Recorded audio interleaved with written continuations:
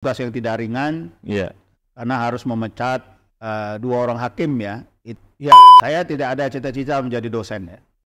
Kemudian kita harus berani menjalankan tugas kita. Kita harus berani untuk bebas dari konflik kepentingan. Kita harus berani mengeksekusi apa yang harus kita lakukan.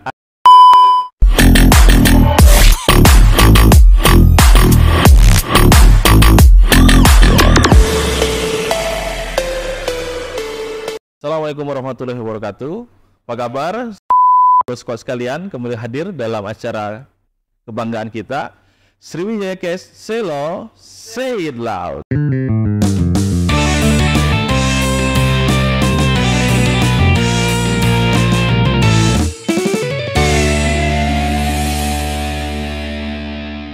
Kali ini kita kedatangan tamu istimewa, Prof. Amzulan Rifai. Apa kabar, Prof? Alhamdulillah sehat ya. Jadi kedatangan Prof di sini tentu menjadi kesempatan yang baik bagi tim media FH Unsri untuk mengorek pengalaman dari Prof. Amzulian. Ya. Jadi Prof angkatan 84. Kemudian S1 di Fakultas Hukum Unsri, S2 di Melbourne, S3 di Monash. Kemudian guru besarnya tahun 2005, Prof ya? Ya. Nah, lika-liku akademik itu bagaimana Prof punya determinasi untuk melewati seluruh periode kehidupan itu, Prof? Ya, baik ya. Yang pertama tentu terima kasih atas kesempatan ini ya. Saya senang sekali. Saya hadir sebagai utusan dari Dewan Pimpinan Pusat Ikatan Alumni Universitas Sriwijaya. Baik. Yang menaungi Ikatan Alumni seluruh fakultas. Sebagai wakil ketua umum, Prof ya, berhalangan pada hari ini. Saya paksakan untuk bisa hadir ya. Saya tentu lama di Untas Sriwijaya ya. Iya, Prof. Saya terpaksa mengundurkan diri setelah dilantik oleh Bapak Presiden sebagai Ketua Ombudsman Republik Indonesia pada tahun 2016. Iya. Tapi saya selama di pos hukum sudah menjalankan berbagai tugas ya, mulai dari ketua pengabdian masyarakat, kemudian sekretaris bagian, kemudian memimpin S2, S3, kemudian 2 periode menjadi dekan Prof ya, juga 2 periode sebagai sekretaris Senat Universitas. Senat ya. Tentu ini suatu hal yang sangat panjang perjalanannya. Saya menjadi dosen di Fakultas Hukum Unsri itu sejak tahun 1988 karena saya penerima beasiswa TID pada waktu itu, tunjangan ikatan dinas. Kemudian saya menjadi dosen. Saya kemudian dikirim dari sejak tahun 90 itu ke berbagai negara. Itu dalam rangka S2, Prof? Atau belum? Ya, tentu macam-macam ya. Macam-macam, Prof ya. Dan di berbagai tempat ya. Saya tadinya diarahkan untuk belajar hukum demografi di UI itu dalam rangka ke Amerika, tapi pada waktu itu saya sendiri yang tidak bersedia berangkat ke Amerika karena menurut saya subjeknya tidak tepat ya.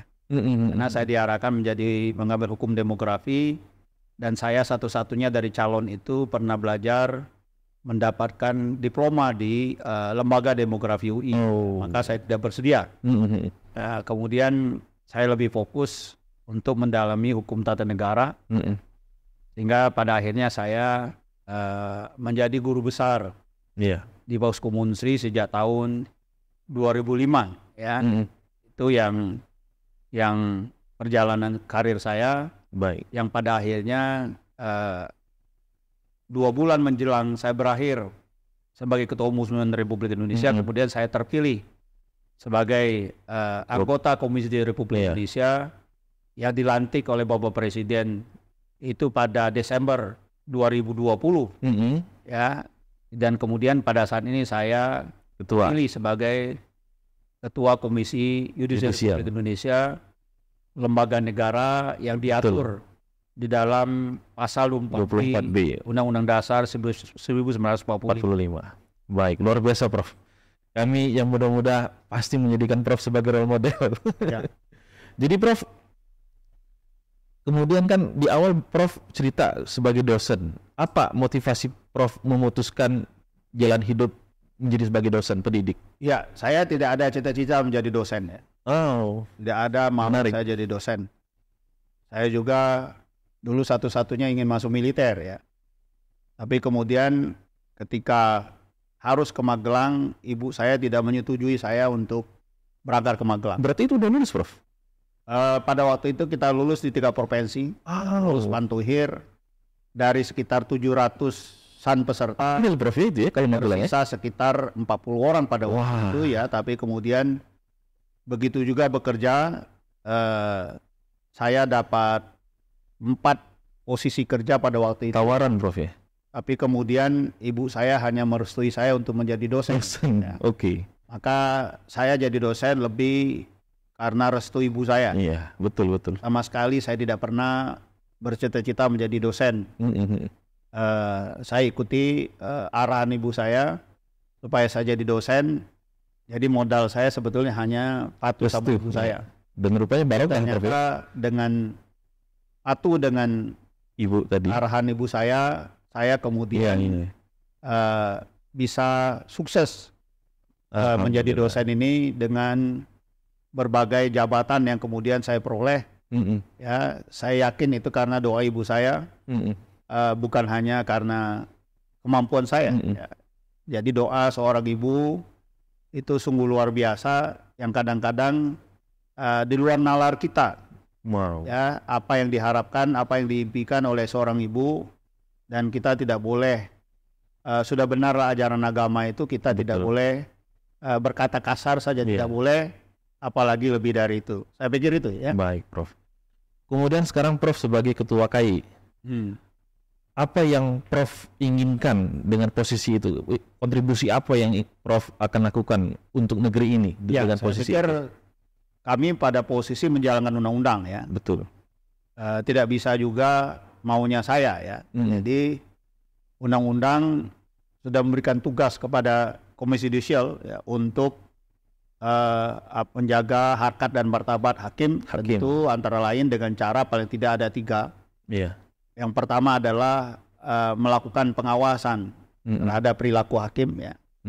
Dan itu tidak mudah dalam kondisi peradilan yang memang kurang mendapatkan kepercayaan dari publik ya. Itu kita lakukan, dan ini tugas yang berat sekali ya. Tentu dibandingkan dengan ketika saya menjadi ketua Ombudsman RI, ada hal yang berbeda di dalam tugas yang sekarang ini, karena Komisi Yudisial adalah lembaga negara yang sejajar dengan lembaga kepresidenan, MPR, DPD, ya. Tentu ini tugas berat ya. Betul, Prof. Nah, kalau ditanyakan kontribusi lembaga ini, ya tentu juga ditentukan bagaimana pimpinannya.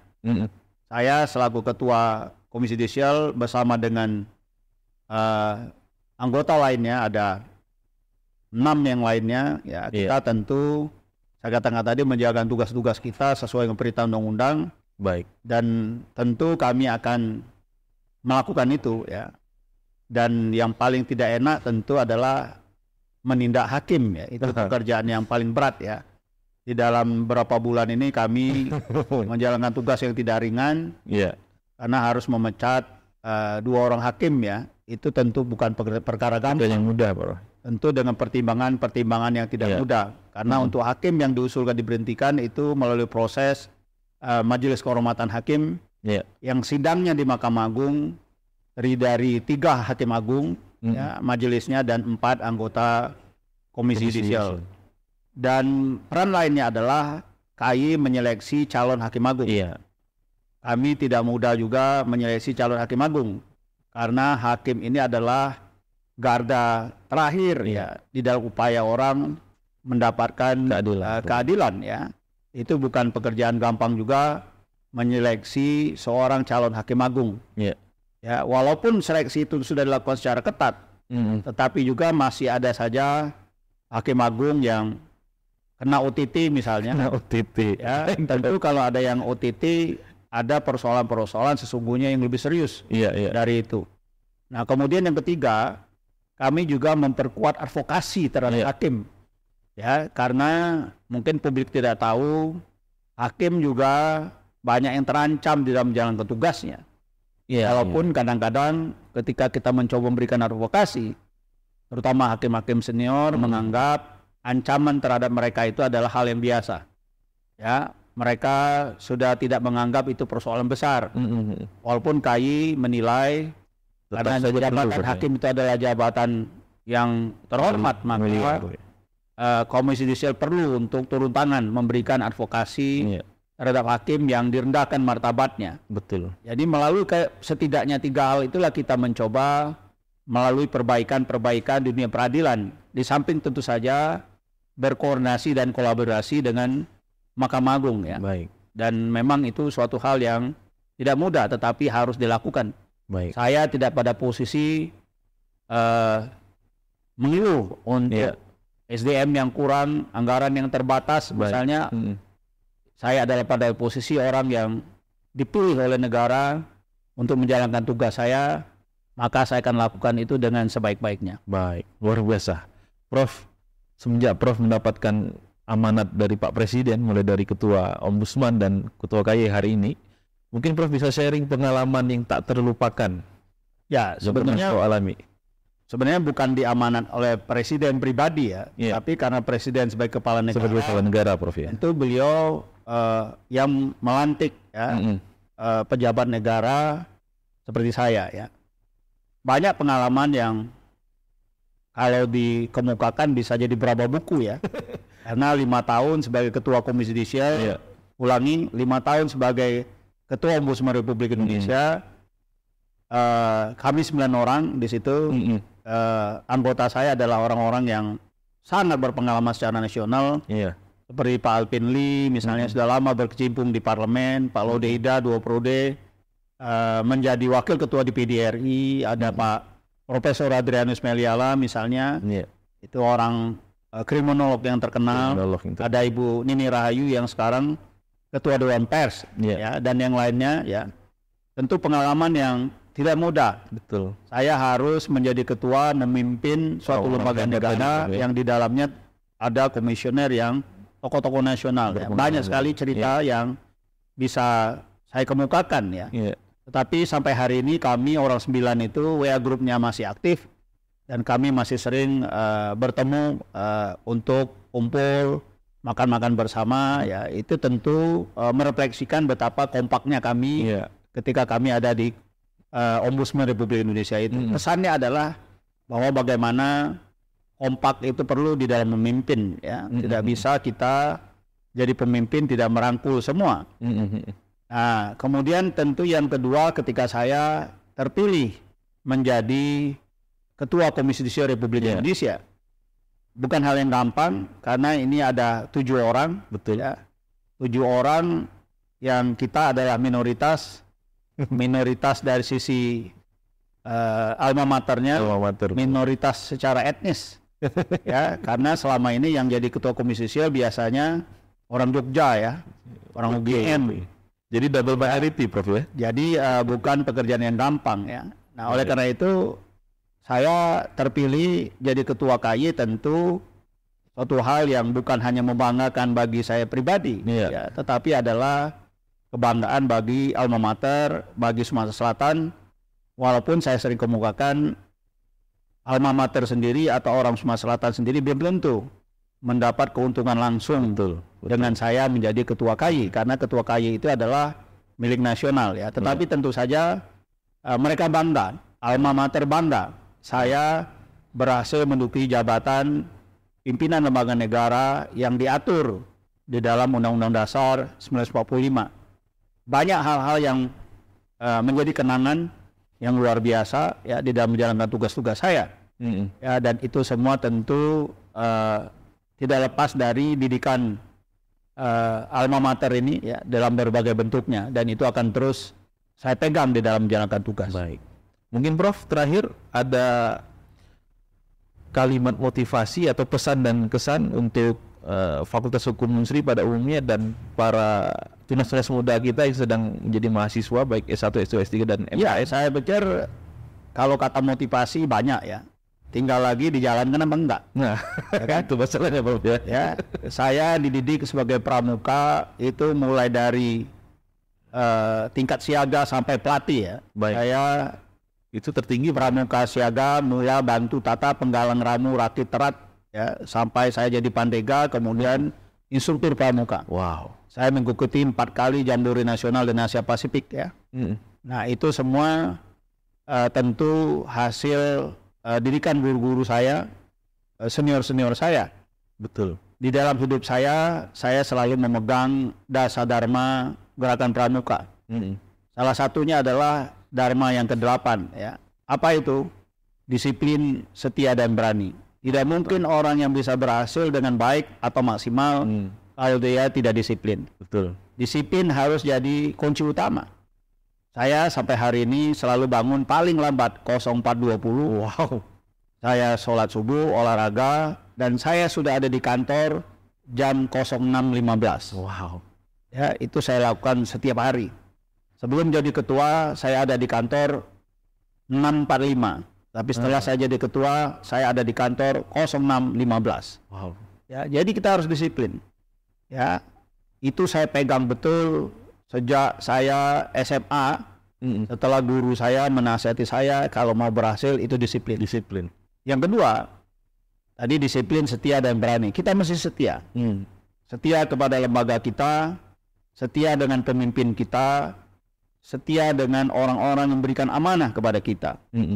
Ya, dengan setia kita tidak menjadi pengkhianat. Betul. Tidak lain ngomong di sini, kemudian lain pula ngomong di tempat lain, hanya untuk menyenangkan pemimpin kita misalnya. Ada istilah ABS, asal bapak senang. Saya pikir itu harus dibuang jauh-jauh. Setia kepada lembaga juga artinya kita bisa menyimpan rahasia lembaga. Betul. Apa yang bisa kita ceritakan kepada publik, apa yang bisa kita sampaikan kepada orang lain, Betul. apa yang menjadi arahan pimpinan kita mesti patuh. Ya, itu namanya kita setia. Yeah. Kemudian berani. Kita harus berani menjalankan tugas kita. Kita harus berani untuk bebas dari konflik kepentingan. Kita harus berani mengeksekusi apa yang harus kita lakukan atas dasar jabatan kita, atas dasar lembaga kita, atas dasar orang-orang yang kita pimpin. Baik. Saya pikir banyak kata-kata yang memotivasi, tetapi salah satunya adalah disiplin, setia, dan berani yang bisa membawa sukses siapapun dia. Baik. Biasa. Baiklah saudara sekalian, saya pikir apa yang sudah disampaikan oleh Prof. Hamzilan tadi seharusnya mampu menjadi trigger bagi kita bersama untuk menjadi pribadi yang lebih baik lagi. Jangan kemana-mana, tetap dipantengin episode selanjutnya di Sriwijaya Case. Selo, say it loud.